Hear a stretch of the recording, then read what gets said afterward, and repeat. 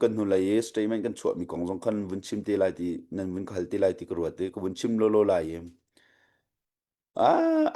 vai kha ha tia comment kan rel ti ka khan ki ngai anuam lo ngai mi bia jong khatam pi kha me che chan khan chun ni ti te jong kam vun chok pa e nuam ngai ve ko I khwa tu ko ro mi che de si ti sia chun ki thiam tar ngai mi jong khan comment khan mo chunin ke ma dau then nak to hum udu lo we phe sai mi minung deuh khen se ve azai mi kha chunin ke zai ho ha to khalo mi dau then nak zong tha jang a fa chu tuk lo mi pol deuh ke comment khen tial le ve chunin tu kan dau then nak lieu pi a dau then nak lieu asimi kan chau za man anging ri lo mi ti ko hol kan chim se chun chau za tha jong kan ngai khau ri lo chau za zai ben tuk da kai lai ti chu to ma I dau to ma I ka cho ma lieu khan right te na democracy te na khavun au pi jiao kha si comment na khan ke ni ki chuak ngai thiam ka di thiam tar dan te ke chutluk in na thiam mi pol cho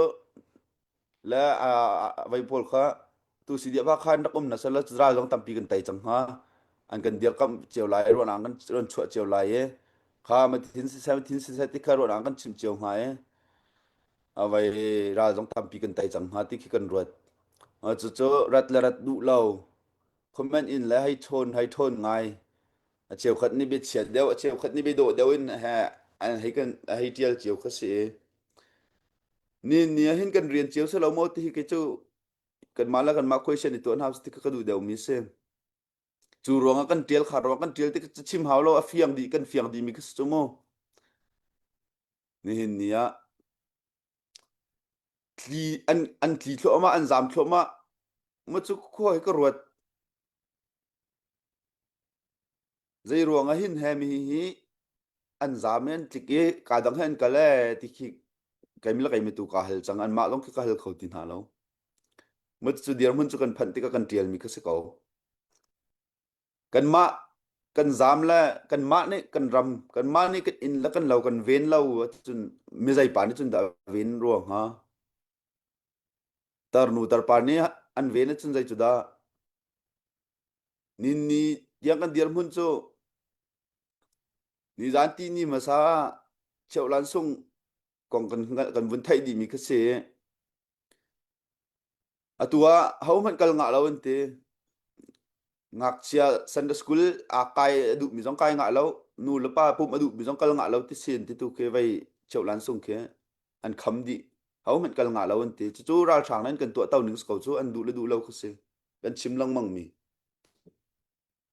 ni hin soft power la hard power ra thang nan si chang ha kal pi kan te lang mang mi ka se ni chen hard power ha mang ri lo soft power te man ne tin dan ka du kho lai tin dan ka an ka der ka kho lai ka to mi thil he amin te nang ka te lai te he mi nong hai na zo me ha ka ko pe chung chun anu tak tak to khot in chui lo tu liao cho to khot in chui na sala alu te khut biak ri men hal lai ti ok khinum mi za pi ni khin okay ba te khin tin ha lai e ani zum lai kha cho nên si alem na e ya me he ra sang han dak tha tak ka lo the ti bi jong khat chok chu tu chu na ka ko pe chung khin mi chiao khat chu lam pin kalan khan an hay chon bia pa na thai ngal ben to khin an phone number an hay la na ngal minum ko tiền hay chon hay za long ngai khin du dim ngai khin thì lần to khom pa khan hay chim na an dum pa khan hay to kho ti khan thang ai mi khan an ro chunin atu do thlen na to mi tu he an naw tu khe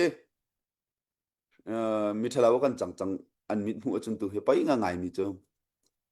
nan mit mu tu he mi thalaw kan chang apoi tak kan tu mi thil khe zai city khi kan fiang cheu lo tu na ya ka phuke ne kham vun chim ro ka ti mi nong he Bible ni kum som riat te nong ding kan siti chu chung tu kum som riat te kan nun chung kan tu mi ti kan fian chiu hau kan tuan bia jong tha tin kan tial chiu hau te ko ro mi se tu a he Bible se ang kam vakai na ma chu chu pathian ren kan tuan lai ti ro chan nak tak tak kan kai chun pathian min jong ka thang that semen se lo mi chiu khat lung put a lang mi chu de city se chun CDF lu adu lau CNA lu adu lau mi la nu la pa ne ra ka ba kan tlak tak sual lai te kai tar mi kan tam chu chu ngai chiang ngai si kan ram sininga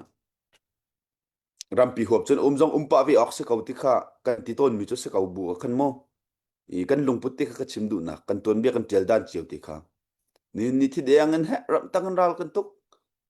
thi len hai he kut abul mi kan tlom ti lo nun na ka pe mi som nga leng si de ba ka chung long ne phu dang dang kan ma chin len kong sel chung phu dang dang nun nak zat dan pek chang chut luk nun nak la ti sen an pek chu ma liu e zalong tak tak itim hi chu pathian na kan tlang ma mo kan unaw mi zau nen kan tilang mang mi ki zai de se ai zol kan nu lai pi aka kal le ka kwan chua zai de narak tu nang me he chin ni sala lai mi ni sala ma zai ruang da kan narak uman kiti do then nak tu an tlun lau no hoi le an ti sen ha nun nak an pek e do then nan tu khin ka han zai narak tu an kiti mi zau ni a sige ma chu chu lung pu chu ka du mi si kai jong do then nak mi nong ko sia dam lau ruang te krak ipia ta se thai jing ki kiar sang lai tia ka ti nai a chu chu ka tlun lai te tangkak ngai mi ni khat chun ten thil ka wazal khi si ko ma chu thai jing kiar ka tim chang a ga dam lau ruang rai rak izau tar mi ka si ka te lak song te jong ka then an man si kho tak te kha an dor thil te jong kha e chim du mi chu mi zau kan unaw man ne khan te kharan kan te chu selo kan ni tu a hin ha kan chuak kan zam mi zau ra ma kan tli kala ra ma siang kan kai chunin ranguna kan na tu he chunin ke mun dang ka dang Thailand rong Singapore rong kan tli na kan zam nai kan ram te zau a hin zam tak mi rama chua chang tu he tar nu tar pani zam tak na sala phun dang mi naw ni kan zam tak mi chu ruwa deuh chu kan hau ko ti khak ruwa mi se chu cha chon a phung se kau statement kan chu mi chung jong kan comment kharak pe thlo ma ko chu share jong kharak share la na du mi bia kharak tel ko pai nak um la ruwa nak na kan cheu tu ko se chu cha chon semen se la atiel tu nang ma tu kha rak zam lai chi training jong kai kho ra izom la chunin dau then nak a hen tak tempum ra pe ve la ma kan tai lai kan tai din khan atu ina au pi to ma mi right pol la democracy ne ti mi federal ne ti mi pol kha kan sarti na lai dau then nak adu di to man atu dau then nak lew hen ka khan na rai la na democracy khan au pi to ko se chun vai atu e rong tlang e mira sang pol tang pen khan skola kan hoile cheu khat te kai ma kang hal mi jong khan tam ngai chu CHR wa training nan kai ri haw he chi song rang khan kan til no e CHR wa jong chu nan du chu kan au piak na lo training jong chu kan pe ko na se na kan au piak khon ha se chen mo e arwang chu dau then nak liu se chunin ral kap ra sang ha dau liu i kal liu hin ka ban tuk yol kha apung se pa ve ko ti kan ni chu kan rak chol han mi ka se chu vial chu vun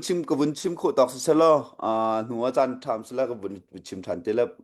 pi tluang ka lom